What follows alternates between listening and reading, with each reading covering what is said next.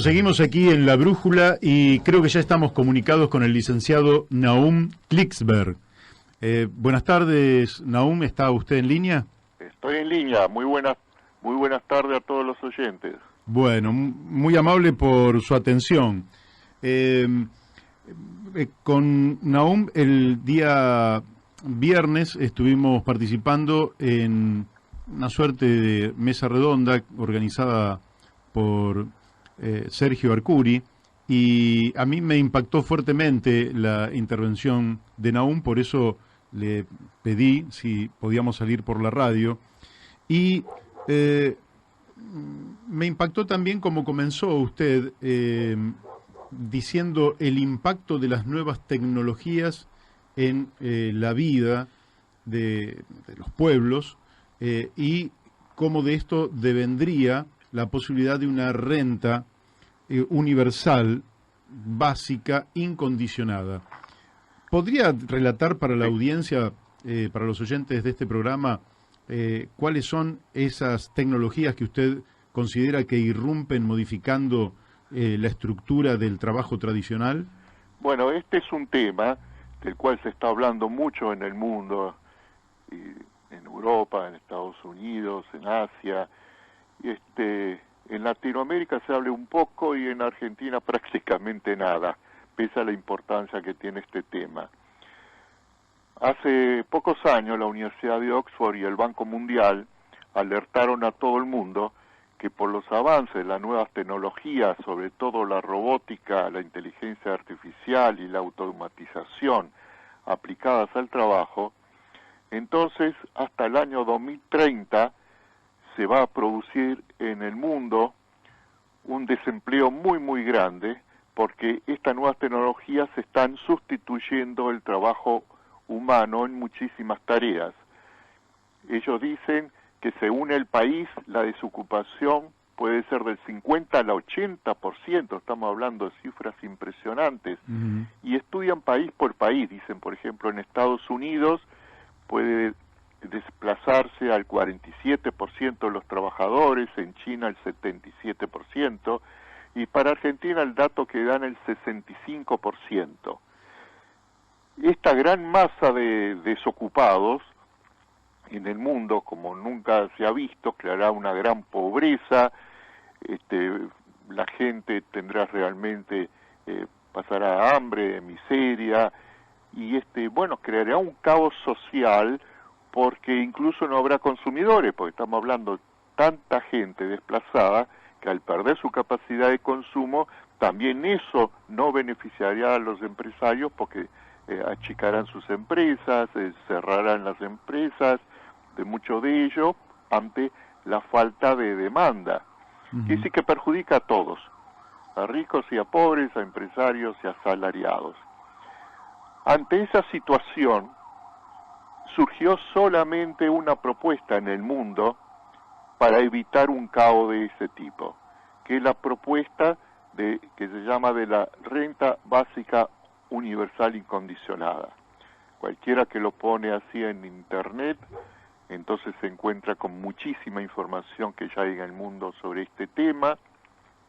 Y yo dirijo CIRFUDI, Centro Internacional de Información sobre la Renta Básica Universal Incondicionada, que funciona en el sitio para quienes quieran tener información a través de mi página www.propuestaparaterminarconlapobreza.com, donde ahí pongo información de todo el mundo, videos, textos, artículos, con los apoyos que va teniendo esta propuesta en el mundo. Tiene apoyo de la izquierda, de la derecha, de personas empresarios, de personas asalariados, porque es la única propuesta para evitar el caos del cual hemos hablado, ¿no? Del cual se está pronosticando.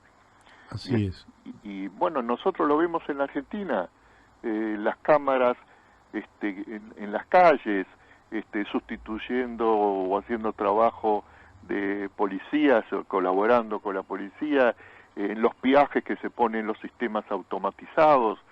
Hoy en día cuando uno llama por teléfono es raro que a un lugar, es raro que atienda una telefonista, como hasta hace poco atiende inteligencia artificial que dice con quién quiere comunicarse, apriete 2, apriete 3, etcétera. Bueno, todo esto es el mundo nuevo de las nuevas tecnologías al cual me referí recién. Cuando uno entra en el sitio que antes mencioné, el que coordino, puede ver videos de robots haciendo cosas pero impresionantes que ya están haciendo en el mundo. Y una buena noticia es que las nuevas tecnologías permiten una capacidad productiva como nunca soñó el ser humano y a costos muchísimo menores. Ya hay empresas robotizadas, fábricas de hacer casas robotizadas que en un solo día hacen una casa de excelente calidad de 140 metros y después solo requiere 3 días el armar la casa. Quiere decir que en 4 días uno puede instalar una casa de 140 metros de muy buena calidad y a menor costo que antes. Hay robots que colocan ladrillos para hacer paredes, 1000 ladrillos por hora. Estamos hablando de productividades enormes. Ahora este año apareció la red de Internet 5G, que es nada más ni nada menos que 100 veces más rápida que la red 4G que ahora utilizamos. Acaba de aparecer un material que tiene 200 veces la dureza del acero, es delgado como un cabello y es súper liviano. Ya se está pensando en hacer automóviles irrompibles con este material, ya se están haciendo chalecos antibalas y muchísimos productos van a tener ahora, van a estar hechos con este material. Y así podríamos ir diciendo avances en todos los campos, la biotecnología, la nanotecnología, pero grandes avances, ¿no? En proporciones inmensas. La computadora cuántica acaba de salir este año, la presentó IBM, que tiene un potencial, pero muy, muy, muy superior a las más poderosas computadoras que conocemos. Es una tecnología nueva en computación, no es la computadora que conocemos mejorada, es otra forma totalmente distinta de funcionar, no es a base de bits, sino de otras formas. Entonces, bueno, ante todo esto, la pregunta que cabe es cómo repercutiría esto en la Argentina, porque la mayoría de los partidos políticos dice, bueno, hay que dar trabajo, y esa es la clave. Bueno, pero no hablan de que en este mundo que se está procesando en este momento que estamos viviendo, ya nadie promete trabajo. Se está pensando cómo hacer para poder que la gente pueda vivir sin trabajar, porque no va a haber trabajo. Es un mundo en el cual muy pocas personas van a tener puestos de trabajo, porque la mayoría de las personas no se van a precisar que trabajen. Incluso los nuevos trabajos que van a surgir, como en toda revolución industrial, ahora a este proceso se lo llama que estamos en el proceso de la cuarta revolución industrial, van a surgir nuevos trabajos, por ejemplo, arreglar a los robots, pero los nuevos trabajos ya se sabe que van a ser también hechos por las nuevas tecnologías. Robots van a estar arreglando robots, va a ser mucho más económico y más rápido programarlo que formar un ingeniero después de 5 años para que sepa arreglar robots. Quiere decir que en este momento, en la Argentina que tiene en este momento 4 heridas por las cuales se está desangrando el pueblo argentino, que es la pobreza estructural que tiene. Hemos pasado en 1966 de 3% de pobreza a ahora 40% de pobreza, en base a cifras oficiales del gobierno actual. Y con los parámetros que en la Argentina se mide la pobreza, si medimos con los parámetros de cómo se mide en Estados Unidos y Europa, en Argentina la pobreza es muy superior al 40%, es del 70% o más. Entonces, la pobreza es una de estas heridas que está desangrando al pueblo. La corrupción generalizada es otra herida que desangra al pueblo.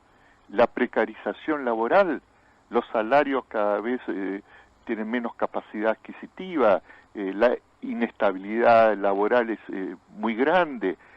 bueno, y todo eso tiende a profundizarse, sea cual sea el gobierno que venga. Claro que hay matices, ¿no? Hay gobiernos que no hacen nada por aminorar un poco los daños que al pueblo les causan todas estas cosas, y otros gobiernos que pueden surgir que puede no interesarles el pueblo ni aminorar los efectos estos desastrosos. Nahum, quiero preguntarle, desagregando esto que usted ya nos ha dado un pantallazo, pero me gustaría ir desagregando.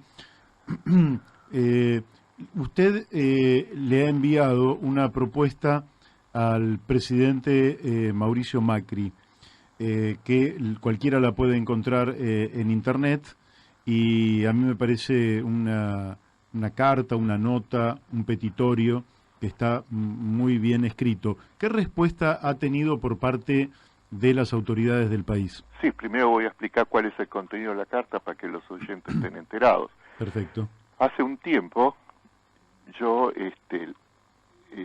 elevé en la Casa Rosada, le llevé un petitorio, donde le hago una solicitud, pero no al presidente Macri por ser Macri el presidente, se lo hubiese llevado la presidenta Cristina si ella estaría en este momento como presidenta, el presidente que sea, por la investidura presidencial. Entonces yo agarré y expliqué esta situación que ahora estoy explicando, que se viene una gran desocupación en la Argentina, se viene toda esta ola de las nuevas tecnologías sustituyendo la mano de trabajo, y entonces para evitar esta crisis, que es urgente el implementar medidas que enfrenten esto, y que justamente la única medida es la renta básica universal internacional, que se postula ahora en el mundo para evitar este problema, y adaptada a la Argentina. Yo hice un trabajo para adaptarlo a las características argentinas, hice un paquete de 40 medidas económicas que justamente permiten implementar esta propuesta de la renta básica. Entonces le digo al presidente, señor presidente, yo tengo suficientes credenciales académicas como para que usted se dé cuenta de que él está hablando una persona seria. Yo fui profesor en 8 universidades, asesor en proyectos de las Naciones Unidas, asesor de gobiernos, de diputados, de senadores. Bueno, acá está mi currículum. Yo hice este paquete, quiero reunirme con técnicos del gobierno para que analicemos si esto se puede implementar en Argentina y si esto, como yo pienso, sí se puede y sería beneficioso para la Argentina, elevaría la calidad de vida de todos los ciudadanos argentinos. Entonces lo único que pido es ser escuchado. Dígame con qué técnico me tengo que reunir para llevarle mi propuesta. Bueno, la contestación fue, me contestaron, fueron muy gentiles, me contestaron de la Casa Rosada, me mandaron una misiva en la cual me pusieron, el señor presidente está muy ocupado, no tiene tiempo para de contemplar reuniones, ni que su equipo tampoco. Lo llamarán, es posible que lo llamen del Ministerio de Desarrollo Social para escucharlo. Nunca me llamaron, en lo más mínimo. Yo fui asesor del Ministerio de Desarrollo Social durante muchos años en varios gobiernos argentinos. Fui asesor a nivel de gabinete de ministros. Bueno, ninguna noticia, ¿no? Ahora, entonces, lo interesante es que el problema se viene. Con negarlo, con no verlo, no lo vamos a evitar, sí, claro, porque esta precarización laboral que dije ya la estamos viviendo, y entonces propongo ahora a la sociedad, hago mi propuesta, por eso hice la página de internet que coordino, para hacer la propuesta a la sociedad, para que la sociedad tome esta propuesta de que Argentina sea el primer país en el mundo en implementar integralmente la renta básica universal, digna, incondicionada, porque es la solución a las 4 heridas que está sufriendo la Argentina, que como dije, la pobreza, la corrupción, la precarización laboral y la deuda externa que ahora tenemos, que con los métodos normales de tratar de pagarla va vamos a precisar generaciones de argentinos sacrificándose para ir pagando los intereses de la deuda. Pero si implementamos en la Argentina la propuesta de la renta básica universal, entonces se solucionan los 4 problemas para el pueblo argentino y mejora rápidamente la calidad de vida, no habría más pobres. Bueno, todo esto parece... ¿Y a qué atribuyen aún el hecho de que, para no politizar, digamos, o partidizar esto, de que la dirigencia política en general no esté viendo algo que usted como académico y asesor que ha sido y profesor universitario ya lo está viendo, pero que parece ciega frente a una realidad que se avecina, que es como si se viniera un conjunto de nubes que traen lluvia y que nadie quiere abrir un paraguas? Sí. Parece una cosa de necios, ¿verdad? Sí. ¿A qué lo atribuye esto? Usted que también es psicólogo, se lo vamos a decir a nuestros oyentes, psicólogo, sociólogo. Excelente pregunta. Uno podría pensar, bueno, que tal vez se podría atribuir a que piensan que no, que el tema no es grave, que el problema no existe. Podrían pensarse que pensarían así, pero no se puede pensar que piensan así, porque yo asesoro a diputados, a empresarios en el tema, a dirigentes políticos, y todos saben que se viene este problema y la gravedad del tema. No lo niegan porque no lo pueden negar, porque el año pasado, en enero del año pasado, el Parlamento Europeo aprobó por la mayoría de sus legisladores una resolución en la cual aconsejan a todos los gobiernos de Europa a que inmediatamente se pongan a diseñar forma de financiar la aplicación de la renta básica universal incondicionada por la desocupación que se viene por las nuevas tecnologías. Y el año pasado, en septiembre, inaugurando las sesiones de las Naciones Unidas, nada más ni nada menos que el secretario general de las Naciones Unidas, el doctor Guterres, él dijo exactamente lo mismo, que da un aviso a todos los países de que estudien cómo implementar la renta básica incondicional, porque se viene una transformación total del mercado laboral y una desocupación muy grande, y el doctor Yang, candidato a presidente de los demócratas en Estados Unidos para las nuevas elecciones, ya dijo que si él gana la elección en Estados Unidos va a implementar la renta básica universal incondicional en Estados Unidos. Y lo mismo dijeron legisladores laboristas de Inglaterra. Y ya se hicieron en el mundo, en más de 12 países, experimentos para ver el resultado de esta renta, viendo que es inminente, que no va a haber otra solución en el mundo que implementar, guste o no le guste a algunos. Quiere decir que nuestros dirigentes y políticos no ignoran el tema. Aparte sale en los periódicos, entran en internet y lo ven en los periódicos de todo el mundo. Entonces, ¿a qué se debe? Se debe a que hay muchos políticos, dirigentes, funcionarios, que piensan, y bueno, esperaremos a que las papas quemen. Cuando se noten los fuertes efectos de esto en la Argentina, y bueno, después veremos cómo lo enfrentamos. Que si no hay un pensamiento de adelantarse al problema para crear las estructuras que lo puedan prevenir para que se solucione de la mejor forma posible. Si no, bueno, cuando venga el problema, vamos a ver qué hacemos. Igual que cuando venga el problema, dentro de unos años, a lo mejor ni siquiera tales personas ya no están en el gobierno, y bueno, no le interesa entonces lo que pueda pasar con el pueblo. Es decir, falta un poco más también de solidaridad con el pueblo, con la gente pobre, que son las que siempre padecen los problemas. Al fin y al cabo, la clase alta no se ve afectada, sea cuáles sean los problemas, de la forma en que la clase pobre y el pueblo en general. Entonces, bueno, usted sabe, la psicología del funcionario, yo fui incluso psicólogo de funcionarios en otros países, cuando viví en otros países, cómo funciona la psicología del funcionario. Tiene dos componentes psicológicos básicos que están siempre en constante conflicto. Uno es la motivación a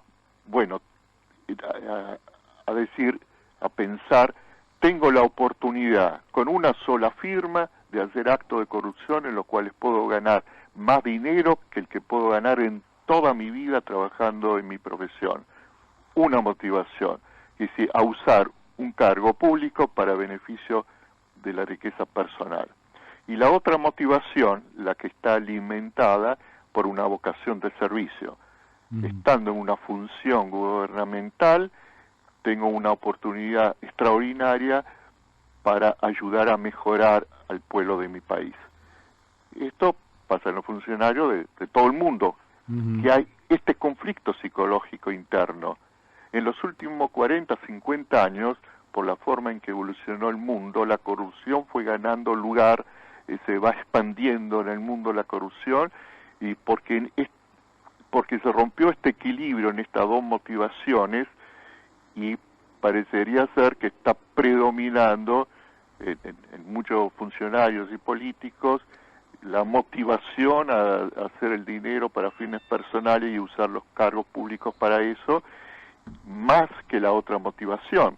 Trágico, ¿no? Desde ya, no en todos. Estamos hablando que hay una tendencia a aumentar este proceso de esta forma, ¿no? Sí, sí.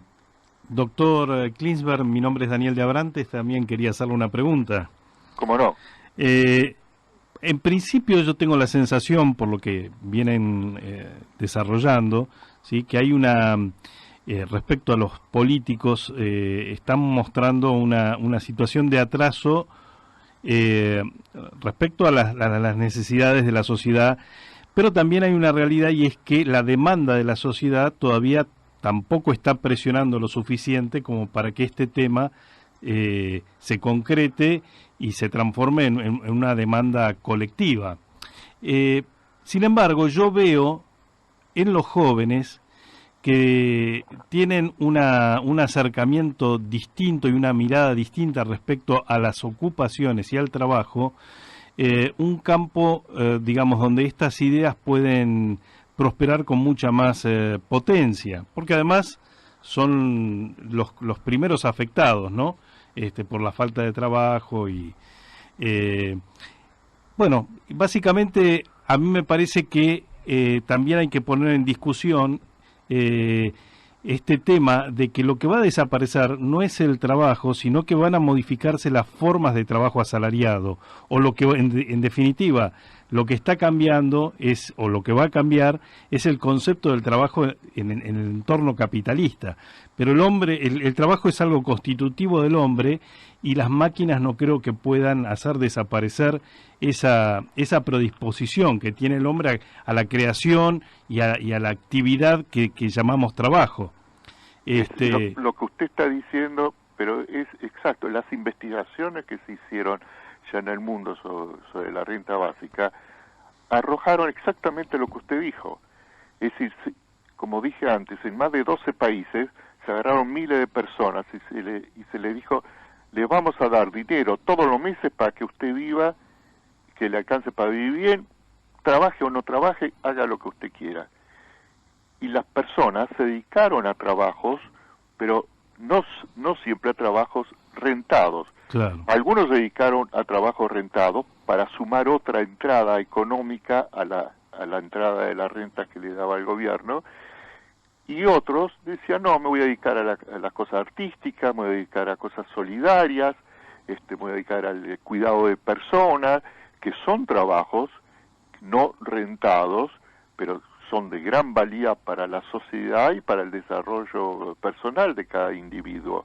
Entonces, claro, lo que cambia con esta desocupación que se viene, cambia los conceptos sobre el trabajo rentado. Incluso dentro del trabajo rentado, cambia el concepto, toma importancia el concepto de trabajo deseado y no deseado. Claro.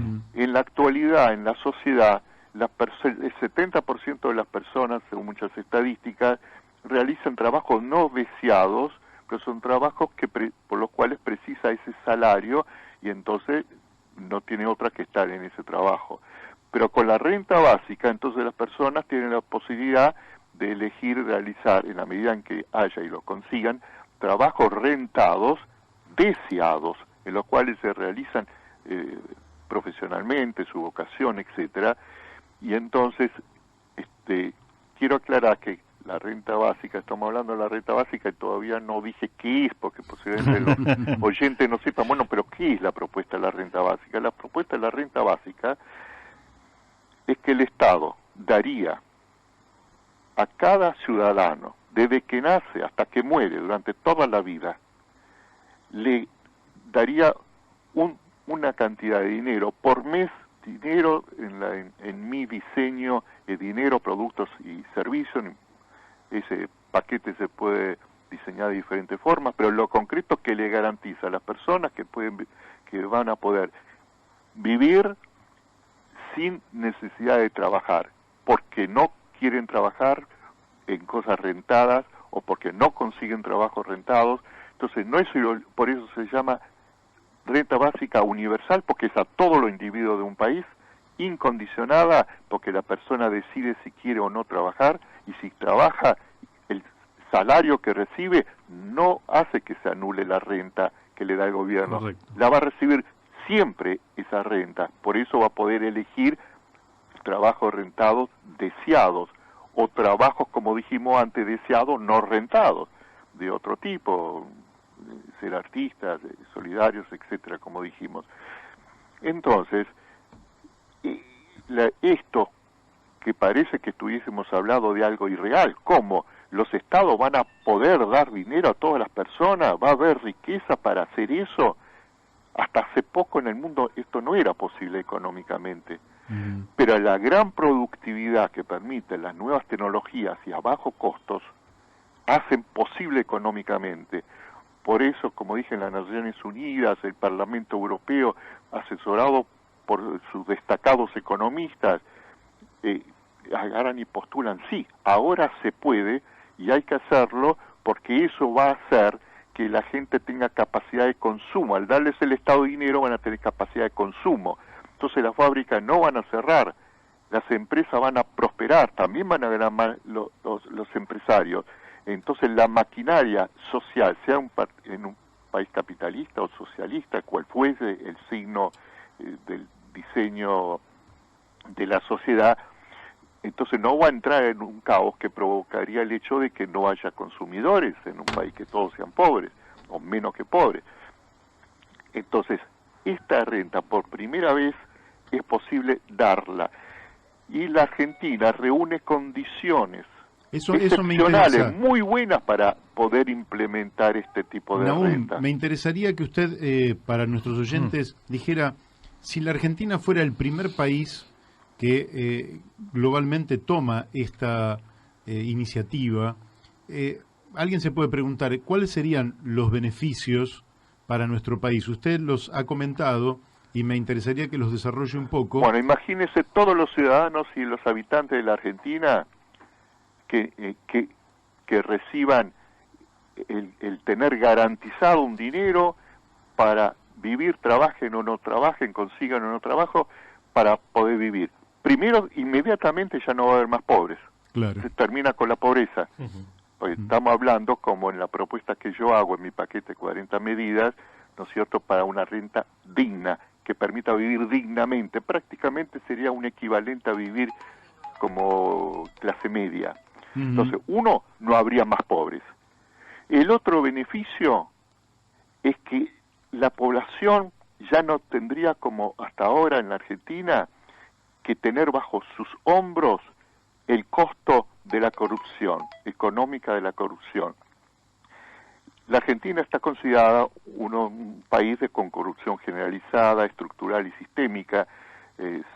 Así lo considera, por ejemplo, las estadísticas de Transparencia Internacional. Los mismos argentinos lo consideran que es un país con corrupción generalizada. Lo vemos en la televisión cuando vemos cualquier audición, que de esa forma los periodistas, los argentinos, tratan la situación argentina. Esto se fue formando desde hace muchos años, desde hace 60, 70 años se fue estructurando una corrupción generalizada, es un proceso, no se forma en un país de un día para otro, una situación tan lamentable, tan desastrosa. La dictadura militar, al destruir todas las instituciones, dejó indefenso al país desde el punto de vista institucional, con fuerza moral institucional. Entonces fue más fácil avanzar. Tal vez nunca hubiese habido esta corrupción generalizada, tal vez nunca se hubiese podido instalar si no hubiese habido los periodos de dictadura militar en la Argentina. Pero lo concreto que se instaló. Cuando se habla de corrupción generalizada en un país, se refiere a que contamina la mayoría de los partidos políticos, casi todos los sectores económicos, y se contamina las principales estructuras de poder en cualquier país. Contamina los poderes legislativos, todos los tres poderes del Estado, etcétera. No quiere decir que en todos estos grupos la gente sea corrupta, sino que está contaminado, que hay suficiente actos corruptos como para influenciar de una forma fuertísima en la normal marcha económica de un país, hasta el punto de destrozar sus posibilidades de desarrollo económico, hasta ese punto, cuando hay corrupción generalizada. ¿Por qué causa tanto daño económico a un país la corrupción? La gente cree, bueno, porque se llevan mucho dinero, millones y millones de dólares en sus bolsillos. Es verdad, Transparencia Internacional dice que hay países, en sus informes dan nombre y apellido. En África hubo presidentes que hicieron fortunas personales de 30 a 35 mil millones de dólares. En Centroamérica hubo presidentes, dice Transparencia Internacional, que se llevaron 5 mil millones de dólares. Es decir, sumas grandes, pero no son suficientes para destrozar la economía de un país, más de un país tan rico en sus potencialidades naturales como la Argentina. El principal daño por el cual la corrupción, cuando es generalizada, destroza la economía de un país y hace que cualquier programa económico, aunque esté bien diseñado, fracase, es que por cada $1.000.000 que se pone en sus bolsillos funcionarios por acto de corrupción, pueden producir al país daños por decenas de millones e incluso cientos de millones de dólares, porque el daño de la corrupción funciona, se llama efecto ondas de agua. Cuando usted tira una piedra en un lago, usted ve que se hacen unas ondas, se expanden los efectos de la piedra que usted tiró. Es decir, cada acto de corrupción produce otros daños colaterales que causa muchísima pérdida.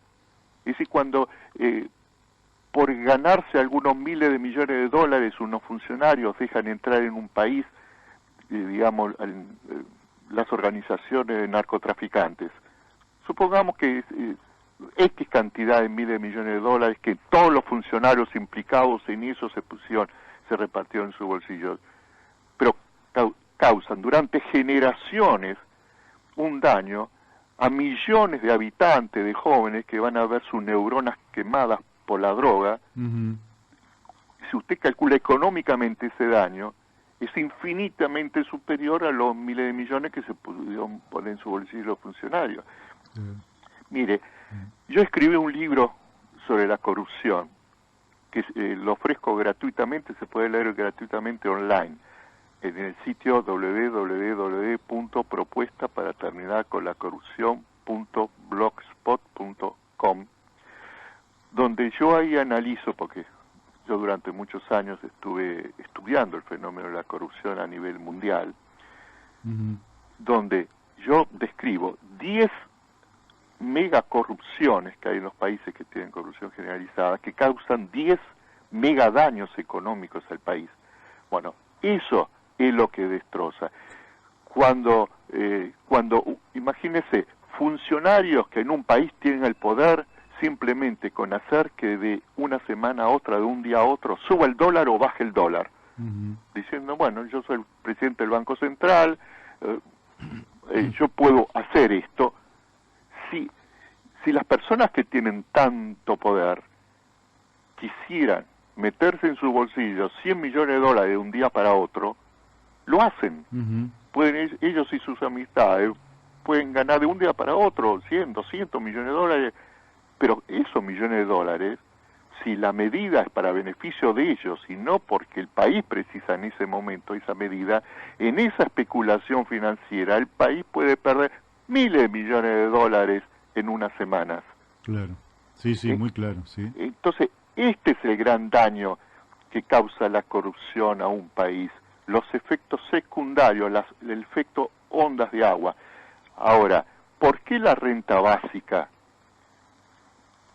hace como de escudo protector de la población, defendiéndola de los daños de la corrupción? Acá es muy interesante esto, porque para la Argentina esto tiene especial importancia comprender esto. Si en la Argentina todos los ciudadanos y habitantes tendrían garantizado por una renta básica poder vivir dignamente, entonces ¿quién pagaría el costo de la corrupción? Ahora el costo de la corrupción no cae en las clases altas, cae en la clase media y baja. Por eso está desapareciendo la clase media en la Argentina. Entonces, si tiene garantizado, pase lo que pase con la corrupción, por esta nueva disposición, por este pacto social, porque esto requiere un pacto social nuevo en una sociedad, de garantizar y para siempre a la población vivir dignamente con una renta que le da el Estado, entonces ya no se ve afectada por la corrupción, pase lo que pase con la corrupción, la clase media y la clase baja. Entonces, ¿quién va a pagar el costo de la corrupción? Sí, la clase alta. Va a haber que poner impuestos especiales a la clase alta para que pague los costos de la corrupción. Pero la clase alta es la que tiene suficiente poder económico y político para decir, no, si nosotros no vamos a ver perjudicados, acabamos con la corrupción. Sí, sí, tienen una motivación. Y termina porque tiene el poder político. Si cuando quiere terminar con la corrupción la clase alta, puede terminar. Incluso hay un sistema, porque hasta ahora se han intentado en el mundo dos formas de luchar contra la corrupción, que cuando en un país está generalizada, las dos formas han demostrado que fracasan. Uno, el poner controles. Las Naciones Unidas aconseja, pongan oficinas anticorrupción, pongan tales controles, tales. Muy bien. En un país donde hay una corrupción generalizada, los controles no funcionan, porque son cooptados por el poder corrupto, o son neutralizados, no tienen posibilidad realmente de una libre acción y de desempeñar sus funciones de una forma correcta. Entonces los controles fracasan. La otra forma es una forma que surge más intuitivamente en los pueblos, que dice, bueno, como hay mucha corrupción en nuestro país, votemos a honrados. Y eso también ha fracasado en el mundo. ¿Por qué? Primero porque nadie sabe quién es honrado y quién no. El que no es honrado no dice, yo soy un candidato, no, que no voy a ser honrado. Claro. Bueno, primero no se sabe. Pero lo segundo es que las personas honradas que suben a funciones públicas, y pasan a tener un gran poder, entonces entran en crisis psicológica por las dos motivaciones que antes dije psicológicas, que crean, yo como psicólogo, yo soy psicólogo y sociólogo, estudié muy bien este tema, crean un conflicto intrapsíquico entre la motivación para ganar dinero rápidamente, para fines personales, y la motivación para hacer un bien social. Y cuando la corrupción es generalizada, entonces aumenta el porcentaje de funcionarios que lamentablemente caen justamente prevalece la motivación psicológica a hacer dinero fácil y de forma impune, y entonces, pero a lo mejor subieron siendo honradas cuando antes de tener el poder. Esto se llama el proceso de metamorfosis psicológica que convierte a honrados en corruptos. Entonces, en muchísimos países vemos cómo tales personas, antes de subir al gobierno, eran personas intachables, honradas, de una actividad social de liderazgo impecable, y después de unos años el gobierno, ahora todo el mundo sabe que se convirtió en corruptos, que son corruptos, ¿no? Bueno, esta es la explicación psicológica que lleva justamente para explicar este tipo de proceso. Ahora, bueno, Me gustaría hacerle un par de preguntas, perdone que lo interrumpa. Adelante. Usted el otro día dijo que esto sería contrafáctico, pero si por ejemplo tomáramos 1966 y la Argentina hubiera tenido un desarrollo institucional y económico normal, el ingreso sería 8 veces mayor en la Argentina. Sí, porque si nosotros tenemos en cuenta algunas variables y las entrecruzamos, que son países que en el año 1966 tenían igual o menor potencial de riqueza en su territorio para explotar. Uh-huh.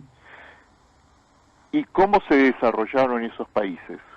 ¿Y cómo se desarrolló en la Argentina, que sufrió el proceso de acumulación paulatina de la corrupción? Y vemos cómo se desarrollaron.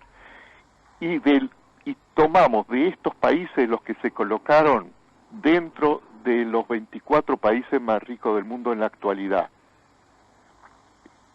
Uh-huh. De ahí encontramos, de esos 24, 21, todos sumados, de los 24 países más ricos que tienen mejor per cápita en el mundo, hay 21 que sumados no llega a superar la cantidad de tierra que tiene la Argentina en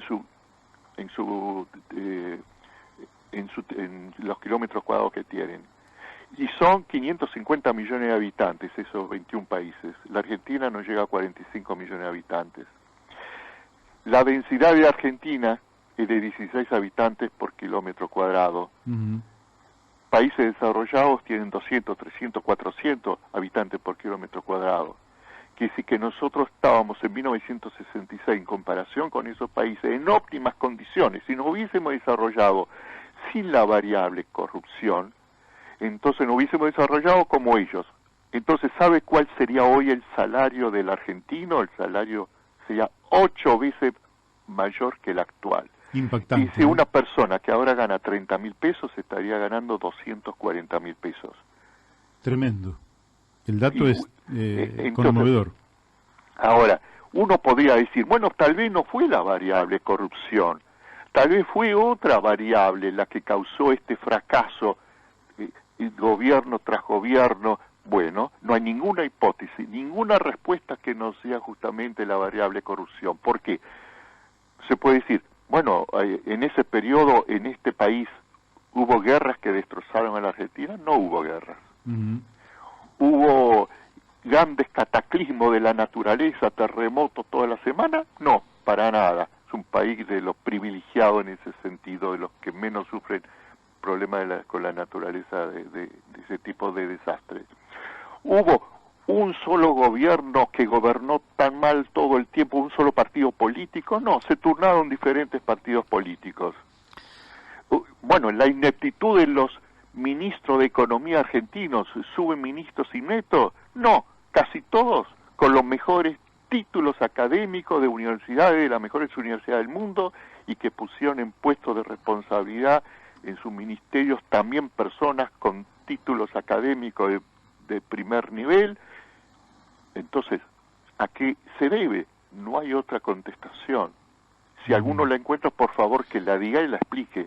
Yo le agregaría... La variable de la corrupción que explica este fracaso argentino. Yo le agregaría que lo que ratifica lo que usted está diciendo es que se calcula que hay entre 400 y 500 mil millones de dólares de argentinos en el exterior, y le diría que, como usted bien dijo, que la Argentina se ha transformado en un país de saqueo, merced de la corrupción. O sea, grandes riquezas naturales saqueadas, y me refiero al petróleo en primer término, me refiero a la pesca, a la minería, a los recursos de la tierra en general, que ha sido la historia de los últimos años, y que yo lo llamo esto como el síndrome de Potosí, ¿no? Tener un cerro de plata que es saqueado mientras el entorno se empobrece, ¿no? Sí. Y bueno, usted lo ha dicho. Ahora, ¿por qué se ha producido en la Argentina ese mal uso de las riquezas naturales? Usted sabe que una de las riquezas que tenemos, increíbles, es que compartimos junto con Chile y con Bolivia la reserva más importante del mundo de litio. Tenemos ahí el 85% del litio del mundo. La Argentina puede formar una OPEP con Chile y con Bolivia para imponer su precio del litio, como se hizo con la OPEP de petróleo, y solamente de ahí obtener la Argentina una fortuna inmensa. El litio hoy en día es indispensable para todos los productos electrónicos. Lo dicen que es el oro blanco, el petróleo blanco, es una riqueza increíble. Y bueno, nuestros mares, la extensión de nuestros mares, que tiene una riqueza enorme todavía ni explotada. Tenemos constantemente 300, 400 barcos de todo el mundo que están pescando en las aguas argentinas, y solamente tenemos 2 helicópteros que están controlando esa extensión enorme. Bueno, el petróleo, nosotros tenemos energía eólica y todo tipo de potencial energético. Vaca Muerta está calculada que tiene un valor enorme, millones de dólares, y el recientemente, por desgracia, fallecido Piñanelli, hace pocos días dijo en la televisión que hay 3 vacas muertas en Argentina, una es la que se está explotando y hay otras 2 vacas muertas todavía no explotadas. Es decir, la riqueza es enorme de la Argentina. ¿Y por qué en otros países con menos riqueza llegaron a esos puestos a estar entre los 24 países más ricos, como antes mencioné, y la Argentina fue decayendo la calidad de vida del argentino? Es solamente eso. Aquellos países no tuvieron el nivel de corrupción que se fue desarrollando en la Argentina. Miren, en el mundo, si usted agarra 2 tablas, tabla de corrupción en el mundo y tabla de desarrollo económico y calidad de vida en los países, inmediatamente usted ve que hay una relación directa. Los países que más se desarrollaron económicamente y que mejor calidad de vida tienen sus ciudadanos son los países que tienen menos índice de corrupción. Los que tienen más índice, peor desarrollo y peor calidad de vida. Es claro, todo tipo de investigación lleva a lo mismo. Ahora, entonces, ¿qué se puede hacer para que los argentinos se defiendan del costo económico de la corrupción? Que no hay forma de cómo se va a parar esto. Porque la corrupción, una de las características que tiene cuando se instala en un país una corrupción generalizada, es que cada gobierno que suba, no importa el color político, si es más de izquierda o más de derecha, tiende a ser más corrupto que el gobierno anterior que hubo. ¿Por qué? Porque el gobierno anterior le dejó la debilidad institucional permeable a la corrupción y redes de corrupción, de inmunidad, de impunidad ya armadas. Eso se enfrenta al nuevo gobierno, sea cual sea el que suba, y entonces continúa reforzando las líneas de corrupción. Tiene muy poca capacidad institucional para luchar contra la corrupción. Hemos visto en muchos países que se dan aparentes luchas exitosas contra la corrupción en países con corrupción avanzada. Pero no hay que equivocarse. Muchas veces, generalmente, no son reales luchas contra la corrupción, sino que son batallas entre sectores corruptos por espacios de negociados, que es otra cosa. Es decir, después del Manu Pulite de Italia, subió Berlusconi en Italia, que no es considerado una persona impecable en su actitud con relación a la corrupción. En Brasil también, dicen que lucharon contra la corrupción de Lula, esto, aquello, y cómo siguió la corrupción en Brasil. Bueno, vamos a ver si continúa eso mejor o peor, ¿no? Es decir, es muy difícil cuando una vez que se instala una corrupción generalizada, desde el punto de vista estrictamente técnico-científico, no se la puede erradicar. Qué bárbaro. No se puede luchar contra ella.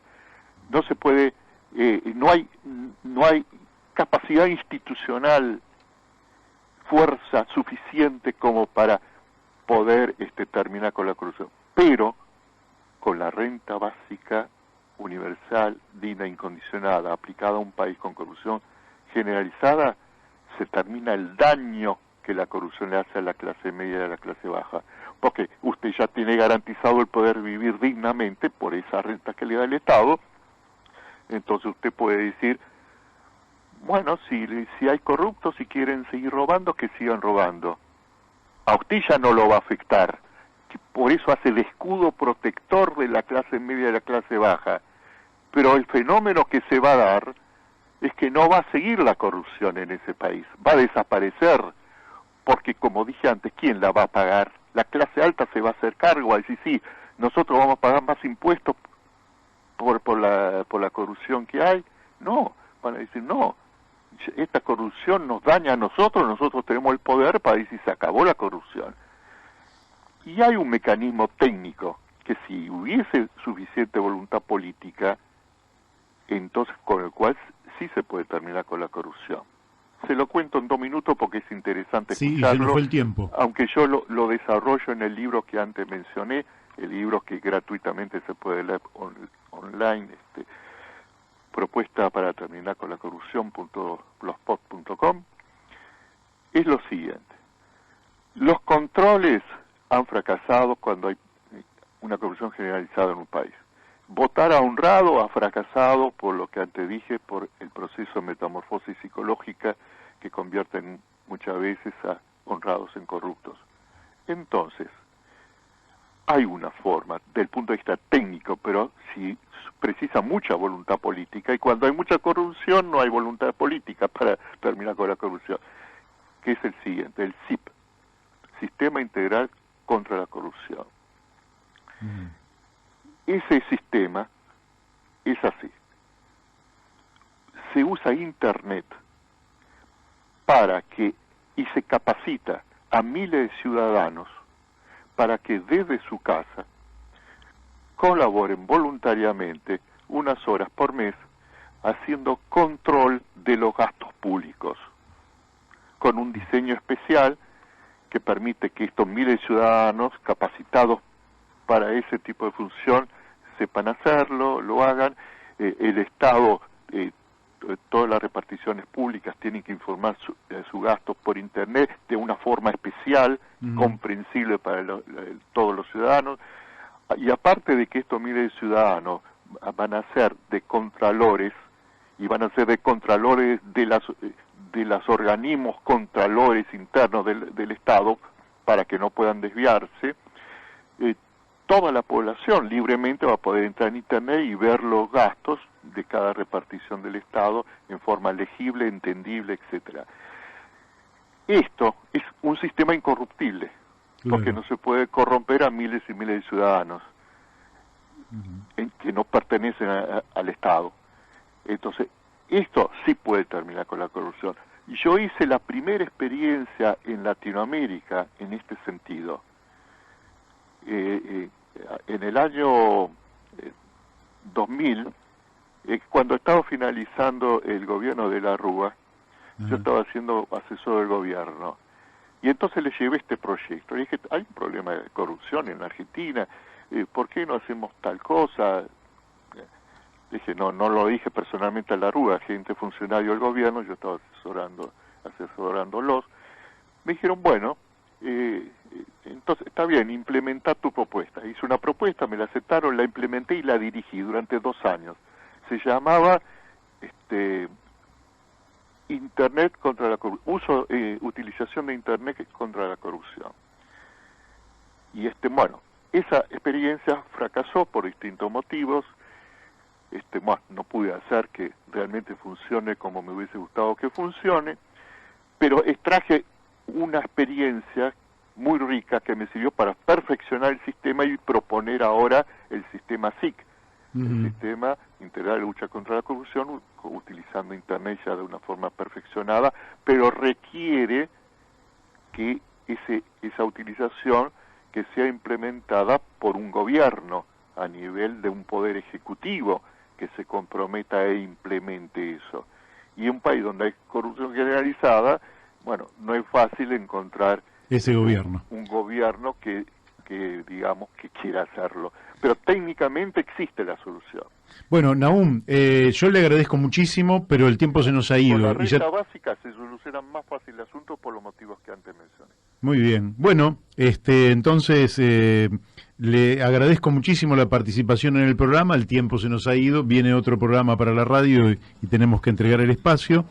Le mando un fuerte abrazo y para nuestra gente le digo que hemos hablado con Nahum Klicksberg, psicólogo y sociólogo, asesor en renta básica universal incondicionada, con un conjunto importantísimo de propuestas. No sé si sigue al aire, pero de nuevo le reitero un fuerte abrazo y espero que pronto nos volvamos a encontrar.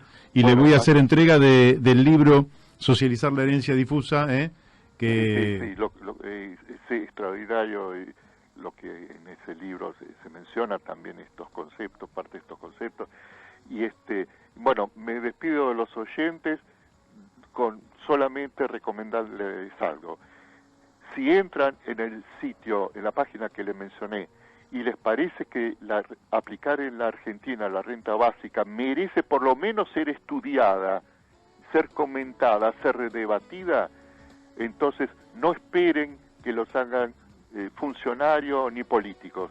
Recomienden a sus amistades que se informen, que entren en el lugar de interés donde puedan informarse sobre el tema y que debatan a nivel de la sociedad, y esa presión va a hacer que los políticos y los funcionarios tengan que tomar esto en sus manos, estos estudios, y si se ve que sí, que es lo mejor para la Argentina, entonces se va a tener que hacer. Muy bien, bueno, nos estamos despidiendo, Nos estamos despidiendo aquí en La Brújula por Radio La Luna AM 1140 hasta la semana que viene. El lunes a las 12 vamos a estar aquí. Habrán cerrado las listas de candidatos el sábado 22, así que vamos a tener todas las novedades que vamos a comentar con profundidad, como lo hacemos con cada uno de los temas que abordamos.